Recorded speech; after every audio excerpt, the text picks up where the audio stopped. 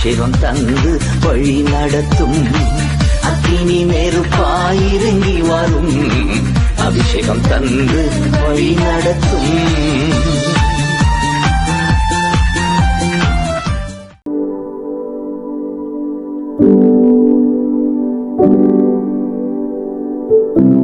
கர்த்தர் இந்த அருமையான நேரத்தை கொடுத்ததற்காக ஆண்டவரை துதிக்கிறேன். இதற்கு காரணமான அன்பு ஊழியக்காரம்மா எஸ்தர் அவர்களுக்காக, அன்பு சகோதரி ஜெபசாந்தி அவர்களுக்காக நன்றி செலுத்துகிறேன். நான் தேவனுடைய ஊழியத்தை கடந்த 36 வருடங்களாக அவருடைய கிருபையில செய்கிறேன். என்னுடைய வேலையோடு கூட இணைந்து ஆண்டவருடைய கிருபையினால் 33 வருடங்கள் செய்ய கர்த்தர் கிருபை கொடுத்தார். அதற்கு பின்பு கடந்த 3 வருடங்களாக முழு நேரமாய் தேவனுடைய ஊழியத்தை செய்ய தேவன் எனக்கு கிருபையும் பலனும் கொடுத்திருக்கிறார். தேவன் எனக்கு கொடுத்த அழைப்பு அநேக ஆத்மாக்களை தேவனோடு இணைக்க, லீடர்ஸை உருவாக்க, சபைகளை அடுத்த பரிமாணத்துக்கு கொண்டு போக. ஆகவே இதுவரை தேவன் என்னை சபையை உண்டாக்க சொல்லவில்லை, பல சபைகளை உருவாக்கி அதை மற்றவர்களுக்கு கொடுத்து விட்டு தேவனுடைய ஊழியத்தை முழுமையாய் செய்ய கர்த்தர் என்னை கிருபை கொடுத்திருக்கிறார். ஆகவே இந்த நாள் மட்டும் நான் என்னுடைய உறுதியான தேவன் கொடுத்த அழைப்பில் நிலைத்து நிற்க தேவன் பலன் கொடுத்திருக்கிறார். நான் ஒரு முறை ஒரு தரிசனத்தை பார்க்கும்போது ஆண்டவர் சொன்னா, நீ செய்ய வேண்டிய ஊழியம் it's a take off ministry. அநேகர் என்னோட கூட பறந்து வர முடியாத ஒரு சூழ்நிலையில் இருக்கிறது. அவர்களை என்னுடைய சத்தியத்துக்குள் நிறுத்தி பரலோகத்துறையை நோக்கி, அவர்களுக்கென்று கொடுக்கப்பட்ட ஸ்தானத்தை நோக்கி அவர்களை கொண்டு வருகிற ஒரு ஊழியத்தை நீ செய்வாய் என்று சொன்னார். ஆகவே ஒரு when I was seeing that the dream and vision, ஆண்டவர் அநேக ஃபிளைட்டை டேக் ஆஃப் பண்ண கர்த்தர் என்னை பயன்படுத்துவேன் என்று சொன்னார். நீங்க அநேகர் இருக்கிறீங்க, இப்படி இல்லை, ஆயிரக்கணக்கான ஜனங்களுக்கு கர்த்தர் இரக்கத்தோடு என்னை பயன்படுத்தி வருகிறார். இப்பொழுது கூட தேவன் என்னை இங்க அழைத்து வந்ததிலே ஒரு முகாந்திரம் இருக்கிறது. ஒரு ஷாக்கிங் நியூஸ் என்னன்னா, நான் இந்த கூடுகைக்காக என்ன ஜெபம் பண்ண, என்ன வார்த்தை கொடுக்க வேண்டும் என்று ஜெபித்துக் கொண்டிருந்த பொழுது கர்த்தர் என்னோட பேசின வார்த்தை, என் ஜனங்கள் ஆயத்தப்பட வேண்டும் என்ற வார்த்தை. நான் உங்களுடைய லோகோவை பார்க்கவே இல்லை. I just saw that. இப்பதான் இந்த டிஸ்பிளேல பாக்குறேன், Ezekiel 38:7 என்று எழுதி இருக்கிறது. இப்ப ஆச்சரியப்பட்டேன். தேவன் இந்த வசனத்தை தான் கொடுத்தார், என் ஜனத்தை ஆயத்தப்படுத்து அப்படின்னு சொல்லி. அப்ப இந்த கூடுகையை அவருடைய அனந்த ஞானத்தின்படி ஏற்படுத்தி இருக்கிறார். இதுல இருக்கிற ஒவ்வொருவரும் கர்த்தரை மாத்திரம் பார்த்து வாழக்கூடிய வாழ்க்கை கர்த்தர் கொடுத்திருக்கிறார். அப்படி ஒரு சிலருக்கு இனிமேல் கொடுக்க போகிறார். Praise the Lord. Your face will be fixed only on Jesus. Hallelujah. இப்பொழுதும் கூட கர்த்தர் நமக்கு கொடுக்கிற வார்த்தைக்கு நேராக கடந்து போவோம். தேவன் நம்ம ஒவ்வொருவரோடு பேசுவார். பரிசுத்த ஆவியானவர் தான் இப்போது ஊழியம் செய்து கொண்டிருக்கிறார். மாம்சத்தில் வெளிப்பட்ட இயேசு கிறிஸ்து இப்பொழுது ஆவியாய் வெளிப்பட்டிருக்கிறார். Now he is unlimited Jesus. இங்கேயும் யூகேலையும் உலகம் முழுவதும் ஒரே நேரத்தில் நம்மோடு பேச அவரால் முடியும். ஒரே நேரத்தில் நம்மை தொட அவரால் முடியும். ஒரே நேரத்தில் அபிஷேகிக்க அவரால் முடியும். அவர் நம்ம எழுந்தருளி இருக்கிறார். கண்களை மூடுவோம், ஜெபம் பண்ணுவோம்.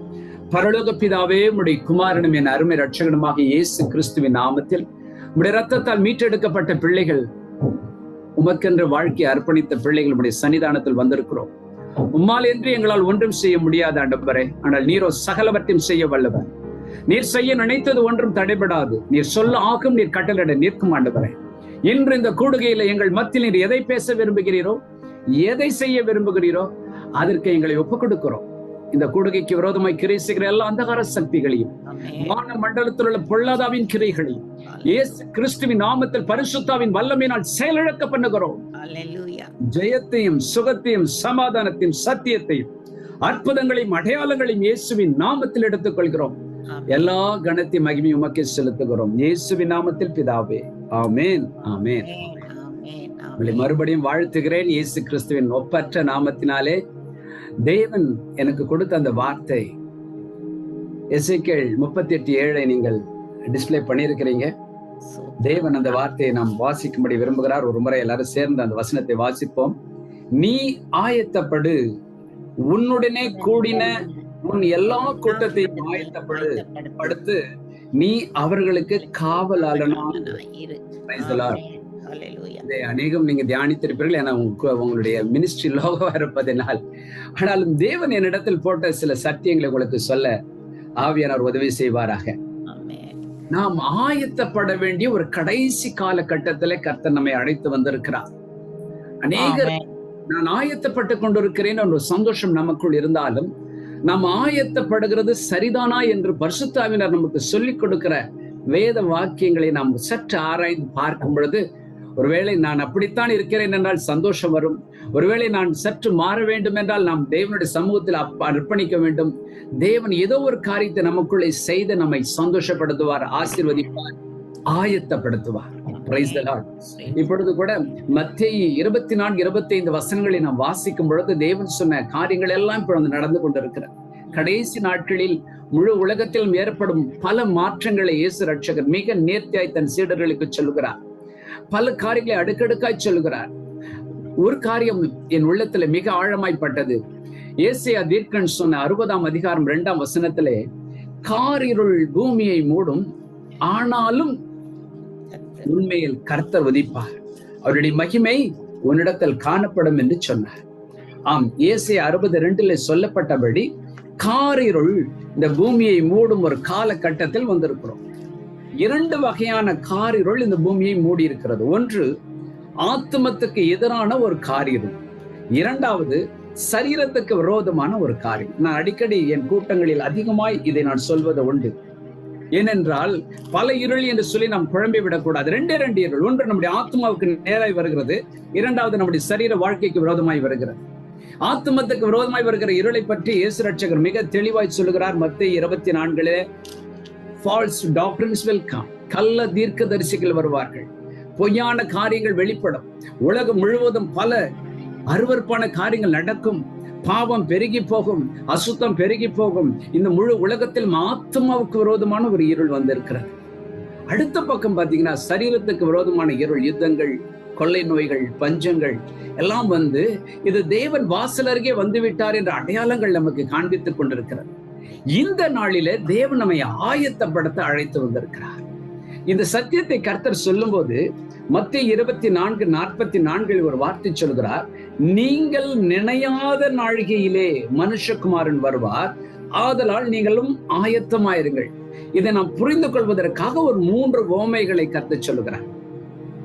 அந்த 3 உவமைகளிலே நாம் சற்று அந்த பேரபலை பார்க்கும்போது, அந்த இன்சிடென்ட்டை பார்க்கும்போது கர்த்தர் சொல்லுகிற 3 காரியங்கள். ஒன்று, ஆண்டவர் சொல்லுகிறார், உன் அன்பில் உண்மையாயிரு. இரண்டாவது சொல்லுகிறார், உன் அதிகாரத்தில் நீ உண்மையாயிரு. மூன்றாவது சொல்லுகிறார், உனக்கு கொடுக்கப்பட்ட தாளந்துகளில் உண்மையாயிரு. அதுதான் திரும்பி திரும்பி சொல்றார், உண்மையும் உத்தமமான ஊழியக்காரனே, உண்மையும் விவேகமான ஊழியக்காரனே சொல்லுகிறார். ஆம், தேவன் இந்த காரியத்தை சொல்லும் பொழுது முதலாவது எல்லாருக்கும் தெரிஞ்ச ஒரு சம்பவத்தை சொன்னாங்க, நம்ம மனசுல ஆழமாய் பதியும். மத்தேயு 25 ஒரு 10 கன்னிகைகளை குறித்து வேதம் சொல்லுகிறது. அதிலே 10 கன்னிகைகளை வேதம் சொல்லும் போது அது 10 கன்னிகைகளும் they are all chosen vessels of God, தேவனால் தெரிந்து கொள்ளப்பட்ட பாத்திரங்கள்.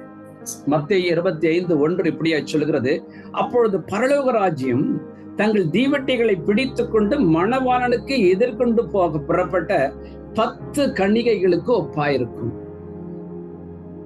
இந்த காரியத்தை நான் பார்க்கும்போது என் உள்ளத்துல ஒரு பெரிய சந்தோஷம் என்னன்னா, மேபி ஒரு மணவாளனை சந்திக்க எத்தனையோ 1000 மக்கள் இருந்திருக்கலாம், அதுல 10 பேர் மட்டும் selected people, they are chosen vessels, chosen people. அவர்கள் தெரிந்து கொள்ளப்பட்டவர்கள். அவர்களுக்கு பைபிள்ல சொல்லப்பட்டிருக்கிற ஒரு காரியம் என்னன்னா, 10 கன்னிகைகள்.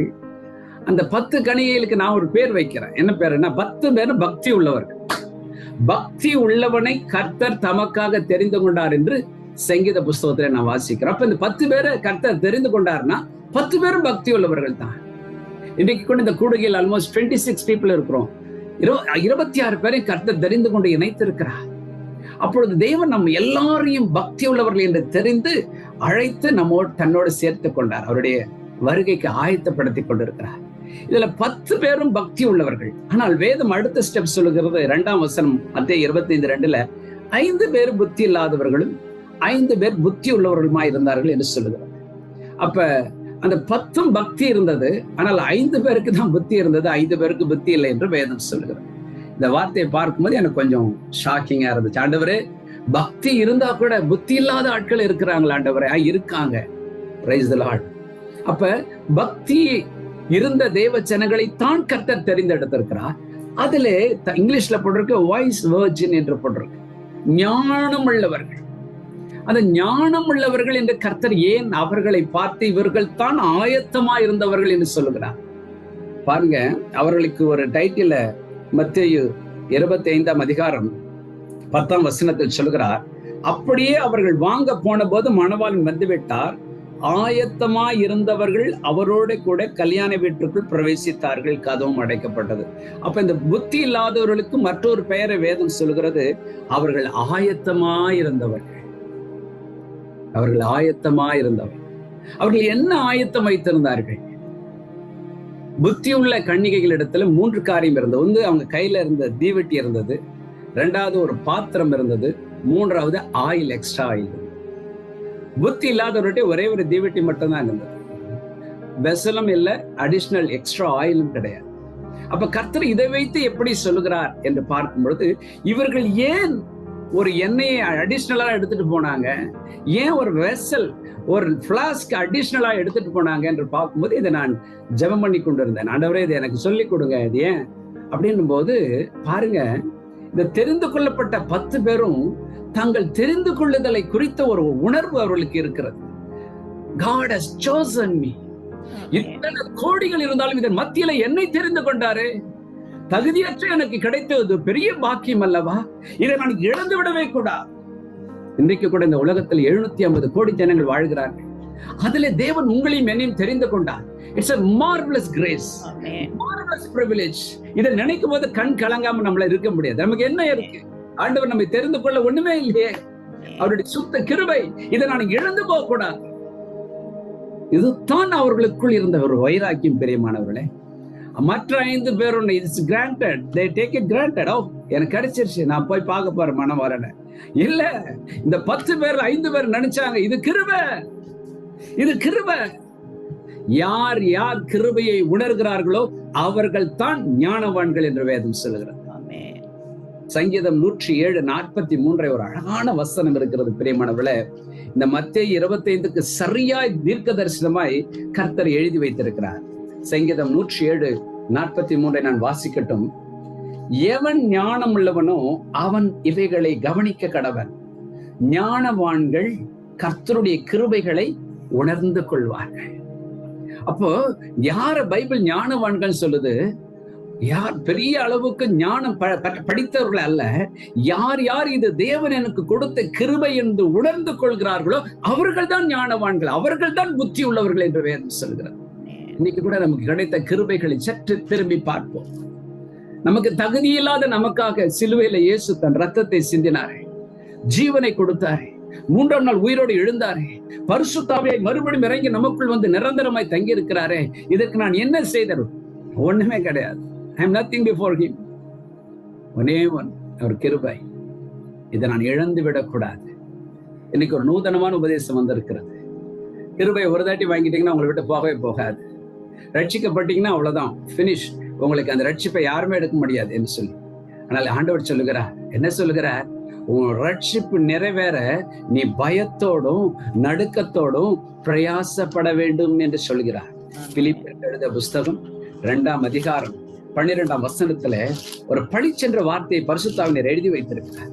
மகனே, நான் உனக்கு கொடுத்தத கிருபை, அந்த கிருபைக்கு நீ என்ன செய்யணும்? அதுதான் ரட்சிக்கப்பட்டாய். கிருபையினால் தான் நீ ரட்சிக்கப்பட்டாய். பிலிப்பியர் 2:12 தேவன் சொல்கிறார், ஆதலால் எனக்கு பிரியமானவர்களே, நீங்கள் எப்பொழுதும் கீழ்ப்படுகிறபடியே நான் உங்களுக்கு சமீபமாய் இருக்கும் பொழுது மாத்திரமல்ல, நான் தூரமாய் இருக்கிற இப்பொழுதும் அதிக பயத்தோடும் நடுக்கத்தோடும் உங்கள் ரட்சிப்பு நிறைவேற பிரயாசப்படுங்கள். அப்ப ஒரு காரியத்துல பயமும் நடுக்கமும் வேணும்னா ஏன் அதுக்கு வருதுன்னா, ஏன் பிரயாசப்படணும்னா, any time we will lose it any time.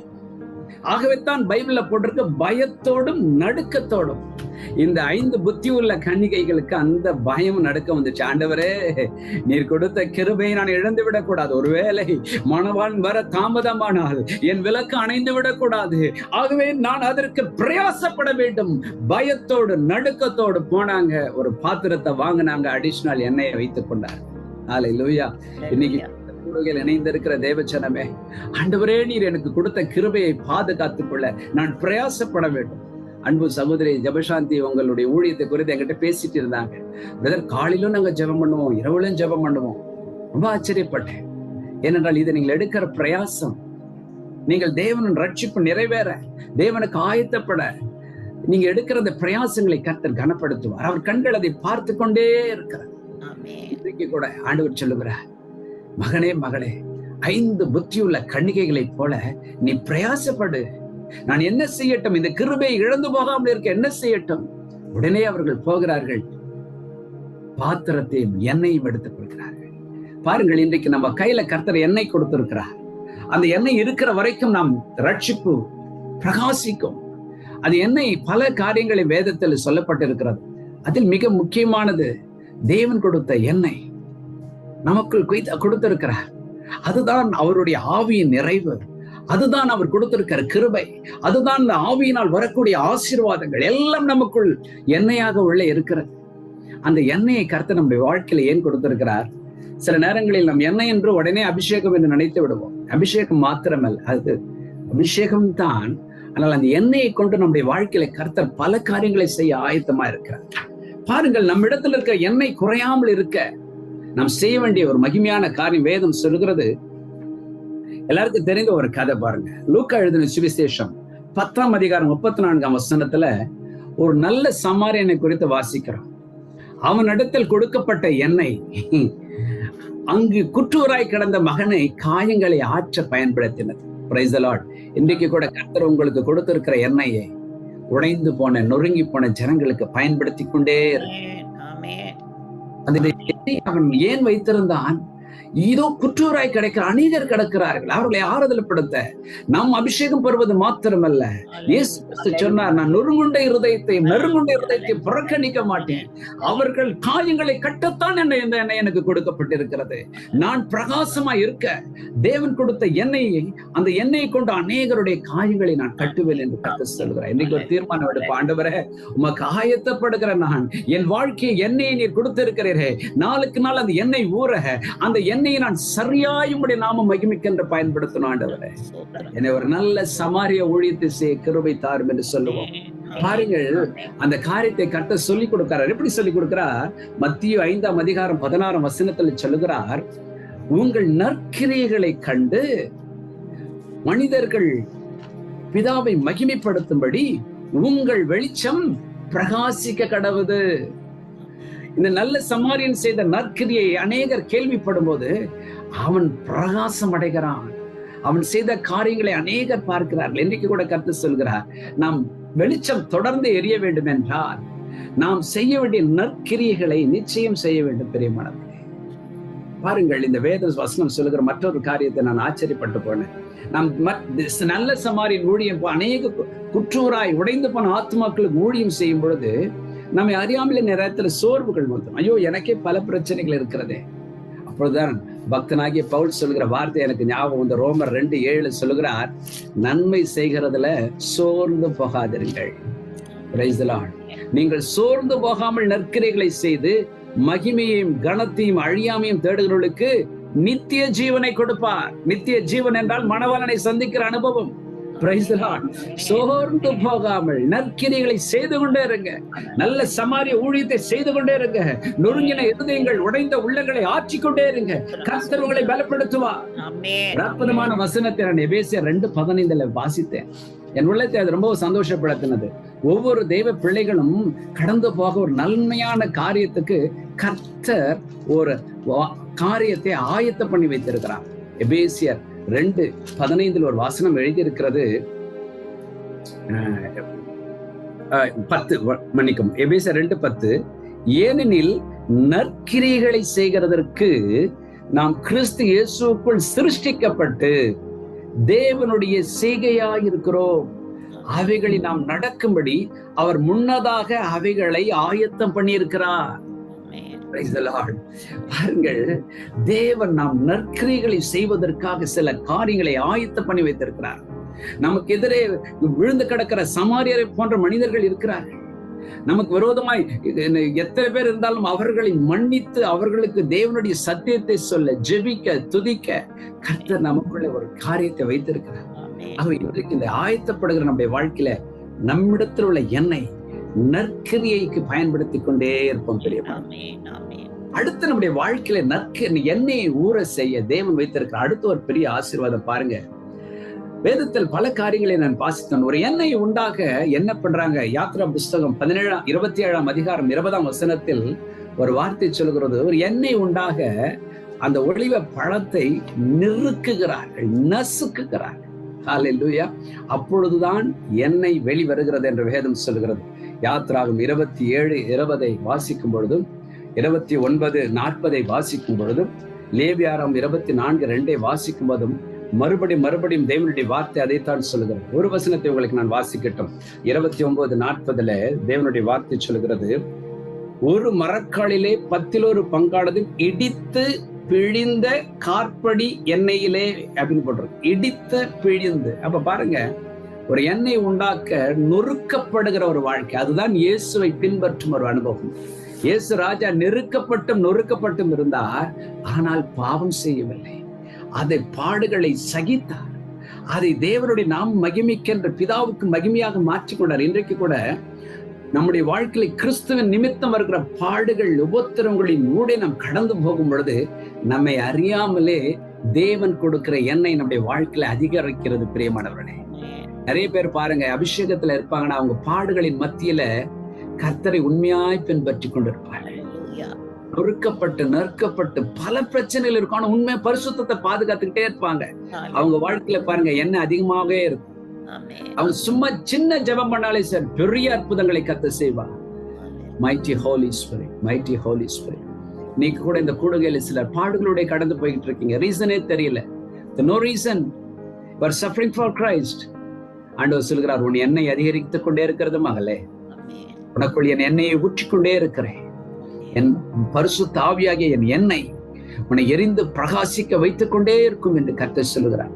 பாருங்கள், கெத்செமனே தோட்டத்தில் இயேசு ரட்சகர் ஜெபிக்கிறார். அந்த கெத்செமனே தோட்டத்தை குறித்த வேதம் சொல்கிறது, அங்கு அவர் மரணத்தீயில் அடைகிறார், வியாகுலம் அடைகிறார். அவருடைய ரத்தம் வேர்வையாய் வெளிவருகிறது. ஒரு காரியத்தை நான் சொல்ல உங்கள் மத்தியில் ஆவியினால் ஏவப்படுகிறேன். இயேசு ரட்சகருடைய பாடுகளை பார்க்கும்போது அவருக்கு 7 முறை ஒரு உடலில் இருந்து ரத்தம் வந்தது. முதலாவது அவருக்கு ரத்தம் வந்த இடம் கெத்செமனே தோட்டம். அவர் உடலில் இருந்து ரத்தம் வேர்வையாக வெளிவந்தது. அப்பொழுது அவருடைய மனதில பெரிய அழுத்தம், பெரிய ஒரு யுத்தத்தை நான் ஜெயிக்க வேண்டும், நான் இதில் எனக்கு பலன் வேண்டும் என்று தேவனை பிதாவை நோக்கி ஜெபம் பண்ணி கொண்டிருக்கிறார். அந்த அழுத்தம் அதிகரிக்க அவருடைய பிளட் வெசல்ல இருக்கிற பிளட் வெளியே வருது. முதலாவது அப்ப ரத்தம் வெளிப்படுகிறது. 2வது பாருங்க, பிரதான ஆசிரியர் முன்பா நிற்கிறார். என்கொயரி பண்ணும்போது முகத்துல அடிக்கிறாங்க. முகத்துல அடிக்கும்போது முகம் அப்பதான் ஃபர்ஸ்ட் சிதைந்து போகிறது. பைபிள்ல போட்டிருக்கு, அவரை பார்க்கும் போது அவர் பார்க்கத்தக்க ரூபம் அவருக்கு இல்லாத இருந்தது. அவருடைய முகம் சிதைந்தது. அந்த சிதைந்த முகத்தோடு தான் அதுக்கப்புறம் அவர் எல்லா இடத்துக்கும் டிராவல் பண்றாரு. 3வது அவருடைய தலையில முள்முடியை வச்சு அடிக்கிறாங்க. 3வது முறை ரத்தம் வருது, சாபங்களை முறிக்க. முதலாவது கெத்செமனே தோட்டத்துல சிந்தின அந்த ரத்தமும் பாடுகளும் மன அழுத்தத்துல எத்தனை பேர் டிப்ரெஷன்ல கஷ்டப்படுறாங்களோ அவங்களை விடுதலை பண்ண. அப்ப அந்த நொறுக்குதல் வரும் பொழுது ஒரு சுகமளிக்கும் எண்ணெய் உருவாகிறது. 2வது முகமா நொறுக்கப்பட்டு ரத்தம் வரும் பொழுது நம்முடைய முகங்கள் பிரகாசம் அடைய கத்து செய்யும். பைபிள்ல போட்டிருக்கு, எண்ணெய் முக கலையை உண்டு போன பைபிள்ல போட்டிருக்கு. 3வது பாருங்க, அவருடைய தலையில முள்முடியை வைத்துட்டு அடிக்கிறாங்க. அடிக்கும் போது நம் சாபத்தில் இருந்து நமக்கு விடுதலை. முள்ளுன்னா சாபம். 4வது அவருடைய முதுகுல அடிக்கிறாங்க, ரத்தம் வருது. 5வது கரங்களில், 6வது கால்களில், கடைசியில் அவருடைய விலா எலும்புல ஒரு ஈட்டி பாயுது, ரத்தம் வருது. எப்படி முதுகுல வந்த ரத்தம் நம்முடைய வியாதிகளை எல்லாம் சுகமாக்குறதோ, அவர் கரங்களில் வந்த ரத்தம் நம்முடைய கையிட்டு செய்யும் வேலைகளை ஆசீர்வதிக்கிறதோ, அவர் காலிலிருந்து வர ரத்தம் நம் தேவ சித்தத்தை நிறைவேற்ற நம்மை பலப்படுத்துகிறதோ, அவருடைய விழாவில் இருந்து வர ரத்தம் திருச்சபையை செழிப்பாக்க பயன்படுத்துகிறது. மணவாளனாகிய அவர், அவருடைய விழாவில் இருந்து மணவாட்டியாகி சபை வெளிவந்திருக்கிறது. இன்னைக்கு கூட அந்த சபையை செழிப்பாக்க அவர் நொறுக்கப்பட்டார். இன்றைக்கு கூட அந்த நொறுக்குதல், அந்த நசுக்கப்பட்ட வாழ்க்கை ஒரு எண்ணெயை கொண்டு வந்தது. இன்றைக்கு கூட பாடுகளோட கடந்து போகிற நம்முடைய வாழ்க்கையில் பரிசுத்தத்தை காத்து கொள்ளும் பொழுது நம்முடைய வாழ்க்கையில எண்ணெய் பெருகிறது. அது குறையவே குறையாது. பிரியமானவர்களே, பிரைஸ் தி லார்ட். அடுத்த கர்த்தர் ஒரு காரியத்தை சொல்கிறார். நம்முடைய வாழ்க்கையில எண்ணெய் குறையாமல் இருக்க காரணம், நான் முன்பே சொன்னேன், ஞானமுள்ள ஒரு இருதயம், கர்த்தருடைய கிருபைகளை உணர்ந்து கொள்கிறது இருதயம், தேவன் கொடுத்தவற்றை இழந்துவிடக் கூடாது என்கிற ஒரு வைராகி. பாருங்கள், இந்த அதிகாரத்துல மத்தேயு 24:25 வாசிக்கும் போது 24 ஒரு காரியத்தை கர்த்தர் சொல்லிக் கொடுக்கிறார். என்ன சொல்கிறார்? 45ஆம் வசனத்தில், ஏற்ற வேளையில் தன் வேலைக்காரருக்கு போஜனம் கொடுத்து அவர்களை விசாரிக்கும்படி எஜமான் வைத்த உண்மையும் விவேகமான ஊழியக்காரன் யாவன்? எஜமான் வரும்பொழுது அப்படி செய்கிறவனாக காணப்படுகிறவனே ஊழியக்காரனாக பாக்கியவான். இதுல என்ன சொல்றாரு ஆண்டவர்? அடுத்த வசனம் பாருங்க, 48ஆம் வசனம், அந்த ஊழியக்காரனோ பொல்லாதவனாய் இருந்து என் ஆண்டவன் வர நாள் செல்லும் என்று தன் உள்ளத்திலே சொல்லிக்கொண்டு தன் உடன் வேலைக்காரரை அடிக்க தொடங்கி வெறியரோட புசிக்கும் குடிக்கும் தலைப்பட்டால் என்று எழுதியிருக்கு. அப்படின்னு என்ன அர்த்தம்? தேவன் வருகிறதற்கு முன்பாக தேவன் நமக்கு கொடுத்த ஒரு பொறுப்பு, அன்பை வெளிப்படுத்துகிற ஒரு பொறுப்பு. பாருங்க, அவர் சொல்லும் பொழுது ஏற்ற வேளையிலே 45ஆம் வசனம், தன் வேலைக்காரருக்கு போஜனம் கொடுத்து, தன் வேலைக்காரர், எஜமானுடைய வேலைக்காரர். Praise the Lord. இந்த ஊழியக்காரனுக்கு ஒரு ரோல் அண்ட் ரெஸ்பான்சிபிலிட்டி கொடுத்திருக்கிறார். எஜமானுடைய வேலைக்காரரை you need to take care of them. அவர்களுக்கு தேவைகளை நீ சந்திக்கணும். அவங்க உன்னுடைய ஊழியக்காரர்ல, தன் வேலைக்காரர்கள் அப்படி போட்டிருக்கு. ஏற்ற வேளையிலே தன் வேலைக்காரருக்கு போஜனம் கொடுத்து அவர்களை விசாரிக்கும்படி எஜமான் வைத்த, இன்னைக்கு கர்த்தர் சொல்லுகிறார், நம்ம அநேகரை போஷிக்க, தேவனுடைய அன்பை காண்பிக்க கர்த்தர் நம்மை பழக்குவித்திருக்கிறார், கட்டளை கொடுத்திருக்கிறார். இன்றைக்கு கூட நம்முடைய அன்பு குறையாது காத்துக்கொள்ள வேண்டும். இன்றைக்கு பல சவால்கள் நமக்கு இருக்கத்தான் செய்கிறது. நம்ம ரொட்டீனுக்குள்ள போகும் பொழுதும், உலகத்துல பல சவால்களை சந்திக்கும் போதும் நம்முடைய அன்பில் இருந்து நம் விலகும்படியான சூழ்நிலை வருது. ஆனால் கர்த்தர் சொல்கிறார், எத்தனை நாள் தாமதமானாலும் உனக்குள் நான் கொடுத்த அன்பை இழந்து விடாதே, அந்த அன்பில உண்மையாயிரு என்று கர்த்தர் சொல்கிறார். இன்றைக்கு கூட நம்முடைய அன்பை சற்று சோதித்து பார்ப்போம். நாட்கள் வர வர வர கிறிஸ்து என்னை இவ்வளவு நேசித்தாரே, நான் மற்றவர்களை நேசிக்க வேண்டும் என்கிற அந்த அன்பின் அபிஷேகம் குறைஞ்சுக்கிட்டே வரும். இந்த கடைசி நாட்கள்ல அன்பு தணிந்து போகும் என்று வேதம் சொல்கிறார். ஒரு முறை ஒருத்தர் என்னை பார்த்து கேட்டாரு, பிரதர், இயேசு கிறிஸ்து சொன்ன ஒரு ஓமை எனக்கு ஒண்ணுமே புரியல அப்படின்னாரு. என்னன்னு கேட்டேன். அந்த அத்திமரத்துல வந்து கனி இருக்கான்னு பாக்குறாரு, அது இலையோட பச்சை பசலே இருக்குது, கனி இல்லை உடனே சபிச்சுட்டு போயிடுறாரு. அதுல ஒரு காரியம், அந்த அத்திப்பழ காலமா இராதபடியால், it's off season, it's not on season. ஒரு ஆஃப் சீசன்ல வந்து பழத்தை எதிர்பார்க்கிறது சரியா அப்படின்னு கேட்டார். நமக்கு அது லாஜிக்கலா எப்படிதானே தெரியுது? மாம்பழம் சீசன்ல மரத்துல போய் மாம்பழம் இருக்கான்னு பார்த்தா கரெக்ட், மாம்பழம் சீசனே கிடையாது. அந்த நேரத்துல போய் அந்த மரத்துல பழத்தை எதிர்பார்ப்பது கொஞ்சம் புரியல இல்லையா? அப்ப அது என்கிட்ட கேட்கும்போது நான் ஆண்டவர்கிட்ட கேட்டேன், ஆண்டவரே இது என்ன ஆண்டவரே, எப்பொழுது கனி கொடுக்க முடியுமா ஆண்டவரே, அது என்ன ஆண்டவர் புரியலையேன்னு சொல்லும்போது ஆண்டவர் சொல்றா, நான் எந்த உவமையானாலும் மனிதனுக்கு தான், மரத்துக்கு கிடையாது. இதுல இருந்து மனிதனுக்கு ஒரு செய்தியை கொடுக்குறான். நீ எப்பப்பெல்லாம் கனி கொடுக்க முடியாத சூழ்நிலைகள் இருக்கிறதோ மகனே, அந்த நேரத்துல நான் உன் இடத்துல கனியை எதிர்பார்ப்பேன். அப்படின்னு என்ன அர்த்தம்? கலாத்தியர் 5:22 ஆவியின் கனியோ அன்பு, சந்தோஷம், சமாதானம், நீடிய பொறுமை, தயவு, நற்குணம், விசுவாசம், சாந்தம், இச்சை அடக்கம். இந்த கனி நம்முடைய வாழ்க்கையில எல்லா சூழ்நிலையிலும் வெளிப்பட வேண்டுமா? சில நேரங்கள் நமக்கு ஆஃப் சீசனா இருக்கும், பார்த்திருக்கீங்களா? சில மனிதரை பார்த்தா அன்பா இருக்க முடியாது, சிலர் மனுஷரை பார்த்தா நமக்கு கோபமா வரும். அவங்க சில காரியங்களை நமக்கு செஞ்சிருப்பாங்க. சிலர் சொன்னார், சார் எனக்கு வந்து இந்த படத்தை பார்க்காம இருக்க முடியாது சார், இவர் எனக்கு ஃபேவரட் சார், நான் ஒரு ஃபேன் சார். அந்த ஃபேனா நீ மாறும்போது அந்த இடத்துல கர்த்தர் சொல்லுகிற, நிச்சய அடக்கம் என்ற கனி கொடுப்பியா மகனே மகளே என்று எதிர்பார்க்கிறார். எப்பப்பெல்லாம் நம்மளால் கனி கொடுக்க முடியாத சீசன் இருக்கோ அப்பெல்லாம் கர்த்தர் நம்ம இடத்துல கனியை எதிர்பார்க்கிறார் என்று சொன்னேன். அப்படியா சார், இப்பதான் புரியுது சார். சரி, எனக்கு நிறைய ஆஃப் சீசன் இருக்கு சார். நான் சர்ச்சில் இருக்கும்போது அனாயிண்டிங்கா இருப்பேன், வீட்டுக்கு வந்தா கொஞ்சம் அப்படி இப்படி படங்கள் பார்ப்பேன். அப்போ சொன்னார், வீட்டுல நீங்க போய் உட்காந்து சினிமா பாக்குறீங்களா, அது உங்களுக்கு ஆஃப் சீசன், அப்போ உங்களுக்கு இச்சை அடக்கத்தை எதிர்பார்க்கிறாருன்னு.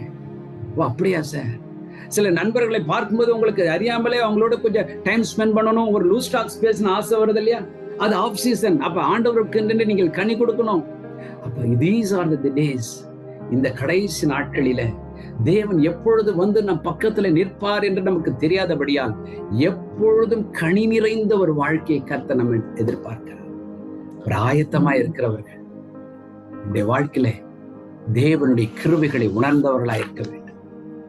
தேவன் நமக்கு கொடுத்த ஒவ்வொரு கிருபையையும் இழந்து விடக்கூடாது என்று எச்சரிக்கையா இருக்க வேண்டும். பாருங்க, அந்த ஞானவான்களை குறித்து பைபிள்ல நிறைய காரியங்கள் இருக்காது. முக்கியமா சொன்ன கிருபைகளை உணர்ந்து கொள்ளுகிறவர்கள் ஞானவான்கள். அதுல மிக முக்கியமான தானியேல் 12:3 போட்டிருக்கு, அநேகரை நீதிக்குட்படுத்துகிறவர்கள் ஞானவான்கள் என்று எழுதியிருக்கிறது. இன்னைக்கு கூட ஆண்டவரிடத்துல சொல்லுவோம், ஆண்டவரே, நான் இந்த பூமியில என் ஓட்டம் முடிவதற்குள்ளாக என்னை கொண்டு எத்தனை பேர்களும் இந்த ராஜ்யத்திற்குள் கொண்டு வர என்னை பயன்படுத்துகிறீரோ நான் ஆயத்தமா இருக்கிறேன்.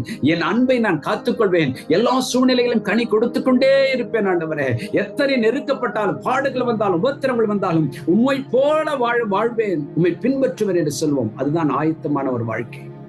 பாருங்க, கடைசியில ஞானமுள்ள ஒரு வாழ்க்கையை குறித்து வேதம் சொல்கிறது, கண்மலையின் மேல் கட்டப்பட்ட ஒரு வாழ்க்கை. இன்றைக்கும் கர்த்தர் ஒவ்வொருவரையும் ஒரு புத்தியுள்ள கன்னிகா என்று மாற்றிக்கொண்டிருக்கிறார். கிருபைகளை உணர்ந்து கொள்வோம், கண்ணீர் விடுவோம். எனக்கு தெரிந்து கொண்டீரே நன்றி, எனக்கு கொடுத்த கிருபைக்காக நன்றி. இந்த கிருபை நான் இழந்தே விட மாட்டேன், அதற்காக ஜாக்கிரதையா இருப்பேன். என் எண்ணெயை குறையாமல் நான் காத்துக்கொள்வேன். ஆண்டவரே, என் எண்ணெய் குறையாமல் இருக்க நல்ல சமாரிய ஊழியத்தை செய்து கொண்டே இருப்பேன். என் எண்ணெய் குறையாமல் இருக்க பாடுகளின் மத்தியில உமக்கு உண்மையா இருப்பேன். என் எண்ணெய் குறையாமல் இருக்க நான் எப்பொழுதும் கனி நிறைந்த வாழ்க்கையில இருந்து கொண்டே இருப்பேன் ஆண்டவர் என்று சொல்லுவோம். பாருங்கள், இவர்கள் தான் ஆயத்தமாயிருப்பவர்கள். அவர்கள் எந்த நேரத்திலும் மணவரனை சந்திக்க அவர்கள் எண்ணெய் எரிந்து கொண்டே இருக்கும், விளக்கு எரிந்து கொண்டே இருக்கும். பாருங்க, தேவனுக்காய் நாம் பிரகாசிக்கிற வாழ்க்கையில 3 பகுதிகள் இருக்கிறது. ஒன்று, இரவில பிரகாசிக்கிற விளக்கு அந்த வீட்டில் மட்டும் பிரகாசிக்கும். முதலாவது, கர்த்தர் நம்மை விளக்காக மாற்றுவார். இரண்டாவது, நம்மை எரிகிற தீவட்டியாய் மாற்றுவார். ஏசாயா தீர்க்கனின் புஸ்தகம் 62ஆம் அதிகாரம் 1ஆம் வசனத்தில் நாம் உண்மையாய் இருக்கு விளக்காய் பிரகாசிக்கும் போது அடுத்த லெவல் ப்ரமோஷன் கொடுப்பார். எப்படி கொடுப்பார்? எரிகிற தீவட்டியாய் மாற்றுவார். நம்முடைய ரட்சிப்பு எரிகிற தீவட்டியாய் மாறும். நான் வாசிக்கிறேன் 1ஆம் வசனம், ஏசாயா 62:1, சியோன் நிமித்தம், எருசலேம் நிமித்தம் நான் மௌனமாயிராமலும் அது நீதி பிரகாசத்தை போலவும் அதன் ரட்சிப்பு எரிகிற தீவட்டி போல வெளிப்பட மட்டும் அமராமலும் இருப்பேன். இன்றைக்கு கர்த்தர் சொல்றாரு, விளக்காய் இருந்த உங்கள் வாழ்க்கையை எரிகிற தீவட்டியாய் மாற்றத்தான் இந்த கூடுகைக்கு கொண்டு வந்திருக்கிறேன். இந்த தீவட்டி அணையவே அணையாது. மணவாளன் வரும் வரைக்கும் இந்த தீவட்டி அணையவே அணையாது. அந்த ரட்சிப்பு தீவட்டியாய் மாறும். 3வது ஒரு ப்ரமோஷன் நான் சொன்ன ஏற்கனவே, அநேகரை நீதிக்குட்படுத்தும் பொழுது நட்சத்திரத்தை போல பிரகாசிப்போம். விளக்காய் இருந்தோம், தீவட்டியா மாறணும், நட்சத்திரமாய் ஜொலிப்போம். அந்த நாள் எத்தனை பாக்கிய நாள்! அந்த நாளில் ஆண்டவர் சொல்லுவார், இந்த பூமியில இப்படி ஒரு இருந்தா அந்த தேவ மனிதன், தேவ மனுஷி இருந்தார்கள். அவர்கள் தங்கள் ரட்சிப்பை பாதுகாத்து விளக்காய் அவர்களை சுற்றியிருந்த ஜனங்களுக்கு வெளிச்சம் கொடுத்தார்கள். அதற்கு பின்பு எரிகிற தீவட்டியாய் மாறி அநேகருடைய வாழ்க்கையை பிரகாசமாக்கினார்கள். தீவட்டிக்கு இன்னொரு ஸ்பெஷாலிட்டி இருக்கு, என்ன தெரியுங்களா? பொல்லாத கிரியைகளை அழிக்கும் ஒரு அக்கினியாய் அது இருக்கும். எந்தெந்த இடத்துல சத்துருவின் வல்லமைகள் இருக்கிறதோ கர்த்தர் உங்களுக்கு அதிகாரத்தை கொடுப்பார். நீங்கள் எரிந்து பிரகாசித்துக் கொண்டே இருப்பீர்கள். மணவாளனை சந்திக்க ஆயத்தமா இருப்பீர்கள். அந்த நேரத்தில் என்ன நடக்கும்? ஒரு பக்கம் வெளிச்சம் வரும், மறுபக்கம் சத்துருவின் வல்லமைகள் சுட்டரிக்கப்படும். 10:19 சொன்னார், சர்ப்பங்களையும் தேள்களையும் மிதிக்கவும் சத்துருவின் சகல வல்லமைகளை மேற்கொள்ள உங்களுக்கு அதிகாரம் கொடுக்கிறேன். அந்த அக்கினி உங்க மேல இறங்கும். நம்ம நினைச்சிருக்க வெளிச்சம் மட்டும் கொடுக்க மாட்டோம், நமக்குள்ள இந்த அக்கினி புறப்பட்டு போய்கொண்டே இருக்கும். சங்கீதம் 104:4 கர்த்தர் சொன்னார், நான் என் தூதர்களை காற்றுகளாகவும் என் ஊழியக்காரரை அக்கினி ஜுவாலைகளாய் மாற்றுகிறேன். எபிரேயர் 1:7 அதே வார்த்தை மறுபடியும் சொல்லுகிறார். இன்னைக்கு கூட கர்த்தர் சொல்லுகிறார், இன்றைக்கு இந்த கூடையில் வந்திருக்கிற ஒவ்வொருவரும் தெரிந்து கொள்ளப்பட்டவர்கள், ஒவ்வொருவரும் ஆயத்தமாகிறவர்கள், ஒவ்வொருடைய தீவட்டியும் எரிந்து கொண்டே அது என்னை குறையாது. நீங்கள் நல்ல சமாரியன் ஊழியத்தை செய்வீர்கள். பாடுகளின் மத்தியிலே கர்த்தரை மகிமைப்படுத்துவீர்கள். எல்லா சூழ்நிலையிலும் கனி கொடுத்துக் கொண்டே இருப்பீர்கள்.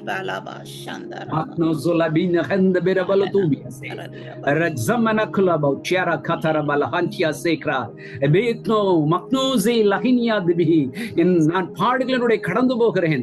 சிஸ்டர், உங்க மேல எண்ணெய் அதிகமாய் கொண்டே இருக்கிறது. எல்லா சூழ்நிலையும் நீங்கள் கனி கொடுத்துக் கொண்டே இருப்பீர்கள். தேங்க்யூ. Glory, glory, glory. அபிஷேக தைலம் இறங்கி கொண்டு இருக்கிறது. எண்ணெய் ஒவ்வொரு மேலும் இறங்கி கொண்டு இருக்கிறது. கடைசியில கர்த்தர் சொன்னார், கடைசி நாட்களில் மாம்சமான யாவர் மேலும் என் ஆவியை ஊற்றுவேன். அது தேவன் கொடுக்கிற எண்ணெய், அது உங்களை அபிஷேகிக்கும் எண்ணெய். கிறிஸ்து என்பதற்கு அபிஷேகம் பண்ணப்பட்டவர் என்ற பொருள். எண்ணெயை கொண்டு அபிஷேகிப்பார்கள். கர்த்தர் சொல்கிறார், இந்த கடைசி நாட்களில் உங்கள் மேல் இருக்கிற எண்ணெய் உங்களை அபிஷேகித்து பிரகாசிக்க பண்ணும். Thank you, Holy Spirit. அந்த எண்ணெயிலே கனிகள் மட்டும் வராது, அந்த எண்ணெயில் இருந்து அபிஷேக தைலம் புறப்பட்டு உங்களை அபிஷேகிக்கும். 9 வரங்களை குறித்து வேதம் சொல்லுகிறது. 1 கொரிந்தியர் 12 நீங்கள் வீட்டில் வாசித்து பாருங்கள். அதுல 3 வரங்களாய் 9 வரங்கள் இருக்கிறது. முதல் 3 வரங்கள் வல்லமையின் வரங்கள். அதில் தேவன் வல்லமை வைத்திருக்கிறார். விசுவாசம், அற்புதங்களை செய்யும் சக்தி, குணமாக்கும் வரங்கள். வார்த்தையின் வரங்கள் இருக்கிறது. பற்பல பாஷைகளை பேசுவது, பாஷைகளை வியாக்கியானம் பண்ணுவது, தீர்க்க தரிசனம் உரைக்கிறது. வெளிப்பாட்டு வரம் இருக்கிறது. அதுல பாத்தீங்கன்னா அது அறிவை உணர்த்தும் வசனம், ஞானத்தை போதிக்கும் வசனம், ஆவிகளை பகுத்தறியும் வரம். இப்படி 9 வரங்களும் ஒரு அபிஷேகிக்கப்பட்ட மனிதன் வாழ்க்கையில் இறங்குவதவன் பிரகாசிப்பான். திரைக்கூட்டத்தை தேவன் பக்கம் கொண்டு வருவான். ஆண்டவர்கிட்ட கேட்ப, ஆண்டவரே எனக்கு அது என்ன வேணும் அப்பா, என் எண்ணெய் குறையக்கூடாது, என் எண்ணெய் குறையக்கூடாதுன்னா என் வாழ்க்கையில புத்தி வேணும் ராஜா. வயசா இருக்கணும், நீங்க கொடுத்த கிருபைகளை உணர்ந்து கொண்டே இருக்கணும். சின்ன வயசுல எனக்கு இந்த கிருபை கொடுத்தீங்க, வாலிப வயசுல கொடுத்தீங்க, நடுத்தர வயசுல கொடுத்தீங்க, இந்த கிருபைகளை நான் மறக்கவே மாட்டேன். அது உணர்ந்து உணர்ந்து உணர்ந்தவனை துதித்துக் கொண்டே இருப்பேன். கிருபைகளை உணர்ந்தவன் அமைதியா இருக்க மாட்டான், அவன் ஆராதித்துக் கொண்டிருப்பான், மகிமைப்படுத்திக் கொண்டிருப்பான். அவர்கள் தான் புத்தி உள்ளவர்கள். உங்களை மூடி ஜெபம் பண்ணுவோமா? Father God, we have come to the presence in the mighty name of Jesus. அப்பா, நாங்க ஆயத்தமாய் கொண்டிருக்கிற கூட்டம், மற்றவர்களை ஆயத்தப்படுத்துகிற கூட்டம், காவலாளியான ஒரு கூட்டம் ஆண்டவரே. இந்த கூட்டத்தோடு நீர் பேசிக் கொண்டிருக்கிறீரப்பா. எங்களுக்கு நீர் கொடுத்த கிருபைகளை நினைக்கிறோம். நாங்கள் புத்தியுள்ளவர்களாய் இருக்கிறோம் சுவாமி. நீர் எங்களுக்கு கொடுத்த கிருபைகளை ஞானவான்களாய் நாங்கள் உணர்ந்து கொள்கிறோம் சுவாமி. இன்னைக்கு நிறைய நேரம் எங்க கிருபையை நான் மறந்துட்டோம் ராஜா. சின்ன சின்ன ப்ராப்ளம் வரும்போது நீங்க கொடுத்த பெரிய கிருபை ஞாபகமே வர மாட்டேது. புலம்புறோம். இல்லை இல்லை இல்லை, நாங்கள் இத்தனை கோடி ஜனங்கள் மத்தியிலும் தெரிந்து கொள்ளப்பட்டவர்கள். எங்களுக்கு நீ பாராட்டி இருக்கிற கிருபை பெரியது. தாவீது வாழ்க்கை உண்மையா இருந்தது காரணம் அவன் கிருபையை உணர்ந்தான். மோசேயின் வாழ்க்கை உண்மையா இருந்ததுனால உணர்ந்தான். ஆண்டவரே, எங்க வாழ்க்கையிலும் அந்த ஞானமுள்ள இருதயத்தை எங்களுக்கு தாரிச்சுவாங்க. புத்தியுள்ள அந்த இருதயத்தை எங்களுக்கு தாரும் ஆண்டவரே. இன்று என்னோடு இணைந்து ஜெபிக்கிற ஒவ்வொருடைய வாழ்க்கையில் அவருடைய எண்ணெய் குறையாமல் காத்துக்கொள்ளுங்க சுவாமி. ஆண்டவரே, ஆயத்தமுள்ள அந்த வாழ்க்கையை ஒவ்வொருக்கு தாரும். எங்கள் ஒவ்வொருவருடைய நீர் திட்டமாய் பேசி இருக்கிறீராஜா. ஒருவேளை நாங்க எந்தெந்த இடத்துல சுவாமி இன்னும் உம்மாண்டை நெருங்கணும் ஆண்டவரே, கிருபைகளை உணர்கிற அனுபவமா, அல்லது நல்ல சமாரியின் ஊழியத்தை செய்கிற அனுபவமா, ஆண்டவரே எல்லா சூழ்நிலையிலும் கனி கொடுக்கிற அனுபவமா, கொடுக்கப்பட்ட அபிஷேகத்தை, வரத்தை வல்லமையாய் நாங்கள் வெளிப்படுத்துகிற ஒரு வாழ்க்கையா கர்த்தர் எங்களுக்கு தாங்க ராஜா. ஆண்டவரே, கடைசியா ஒரு பேரபிள் சொன்னீங்க. 2 தாளந்தை வாங்கினவர் அடுத்த 2 தாளந்து சம்பாதிச்சான். 5 தாளந்தை வாங்கினா 5 தாளந்தை சம்பாதித்தான். ஆண்டவரே, நீர் எங்களுக்கு கொடுத்த தாளந்துகளை கொண்டு ஒரு திரள் கூட்டத்தை ஆயத்தப்படுத்த, ஒருவேளை எங்களுக்கு ஜெபம் பண்ணுகிற ஒரு கிருபை இருந்துச்சுன்னா அந்த ஜெபத்தின் மூலம் லட்சமா ஜனங்களை கொண்டு வர, ஊழியம் செய்யற கிருபை இருந்து சுவிசேஷம் சொல்ல வாயை திறந்து சொல்ல முடிஞ்சா லட்சங்களை கொண்டு வர, எங்களுக்கு நீங்க என்ன கொடுத்திருக்கீங்களோ அதை கடைசி வரைக்கும் உண்மையும் உத்தமாய் செலவழிக்க இந்த ராஜ்யத்தை கட்ட எங்களுக்கு உதவி செய்யுங்கப்பா. இந்த ஜெபத்துல இணைந்திருக்கிற எங்கள் ஒவ்வொருவருக்கும் இந்த கிருபையை தார். இயேசு கிறிஸ்துவின் நாமத்தில் ஜெபிக்கிறோம் நல்ல பிதாவே, ஆமென்.